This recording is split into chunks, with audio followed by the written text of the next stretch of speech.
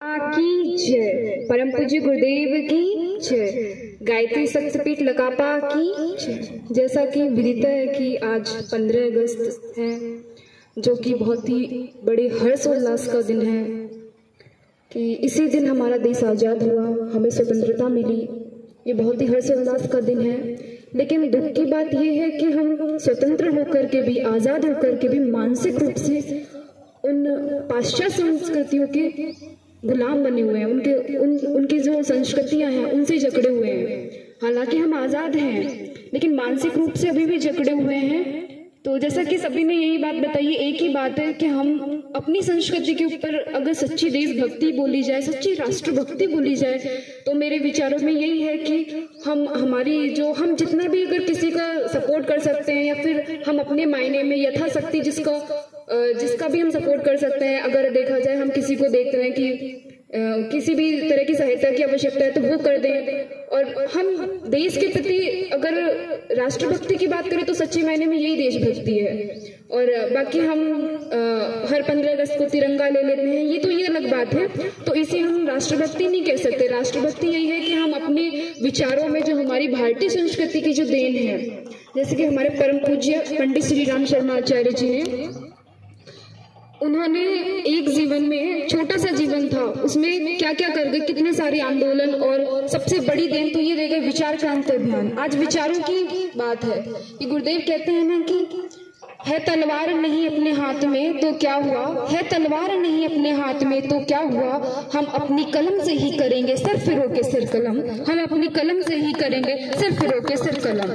तो बात यह है कि आज विचारों में परिवर्तन की बात है। आज विचार बदले, पूरा जो तंत्र है, पूरा जो सिस्टम चलता है, पूरा विचारों से ही चलता है। तो हमें आवश्यकता यही है कि हम अपने विचारों को बदलें और हमारे देश के प्रति समर्पित हो, उसके प्रति श्रद्धा भाव रखें, और हमसे जो बन पड़े उसको मदद करें, सहायता करें। बस यही देशभक्ति है। तो मैं यही कहना चाहूंगी कि परम पूज्य पंडित जी श्री राम शर्मा आचार्य गुरुदेव की बात करें तो उन्होंने अपने जीवन काल में बहुत बड़े कार्य कर डाले कि आज ऐसा कोई व्यक्ति नहीं है जो इतना महान कार्य कर सकता है, और ना आगे आने वाले में जो समय है वहाँ उसमें हो सकता है।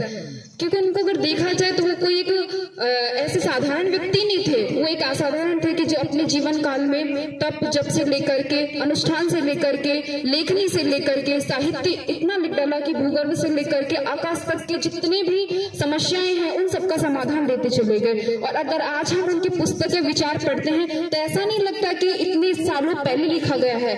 अगर आप उनके साहित्य को पढ़ेंगे तो ऐसा लगेगा कि ये चीज आज के लिए, जो समाधान है वो आज की समस्या के लिए है। तो ऐसे त्रिकालदर्शी हुए हैं हमारे पंडित श्री राम शर्मा जी आचार्य, और उन्होंने स्वतंत्रता आंदोलन में भी भाग लिया। और उन्होंने ऐसा भाग लिया कि जब एक समय की बात है, तिरंगा लेकर के रैली में जा रहे थे, और अंग्रेजों ने तिरंगा पहले फहराने नहीं देते थे, हर कोई फहरा नहीं सकता था तिरंगा, लेकिन वही फहरा सकते थे जिनके हृदय में सच्ची श्रद्धा हो, अपने देश के प्रति सच्ची श्रद्धा हो, समर्पण हो।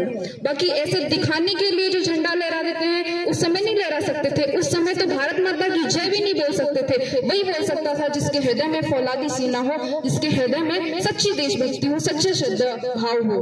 तो हमारे गुरुदेव झंडा को लेकर के जा रहे थे फहराते हुए, तो अंग्रेजों ने उनको पकड़ लिया, कई लाठी डंडों से पीटा, लेकिन उन्होंने अपनी देशभक्ति के प्रति श्रद्धा दिखाते हुए उन्होंने अपने मुंह से झंडा को इस तरीके से पकड़ लिया कि छूटा नहीं, और इतने उनको प्रहार किए, उनके डंडे मारे और इतनी यातनाएं दी कि उन्होंने फिर भी नहीं छोड़ा। और जबकि वो बेहोश हो गए और जो झंडा का जो कपड़ा था वो उनके मुंह में ही रह गया, और जब उनको अस्पताल ले जाया गया तब जाकर के उनके हाथ से, जो उनके मुंह से जो झंडा था वो निकाला गया, और इस हेतु उनका नाम जो मिला, श्रीमत बोल दिया गया उनका नाम।